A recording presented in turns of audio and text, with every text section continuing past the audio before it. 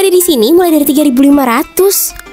Inggi bujuran, sudah nyaman, murah, banyak pulang pilihannya. Menurut Buan Pian, bujur kada orang Banjar nih mun buka puasa kada afdol lo mun kada ada wadai kayak hampa tuh nah. Apalagi sehabis seharian berpuasa, pas buka nih dasar cocoknya membuka lawan yang manis-manis pang. Kayak bingke beranda dari wadai khas Banjar ini. Harganya sebijinya 3.500. Tenang jala Buan Pian, wadai di sini kada pakai pemanis buatan, jadi Pian aman aja memakan sepuasnya. Ulun kesini sungsung datang soalnya sidin jam 11 siang tuh sudah buka, dan dari siang juga banyak dah yang nukar karena wadai khas Banjar ini memang terkenal sudah. Ini sudah ketiga generasinya. Baru sidin bukanya di samping Ami Ali Parfum Jalan Sutoyo. Wah, ini sidin pindahnya ke seberang Royal Toys. Kada jauh, beta harus dari Depo Gemilang. Macam-macam di sini pilihan wadainya. Selain bingka berandam tadi, ada juga kue lam khas Barabai, aneka wadai ceper, ada juga ipau, bakwan, snack-snack yang mulai dari 12 ribuan. Ada juga manisan kolang-kaling. Dan terakhir yang jadi favorit ulun, bingka telur.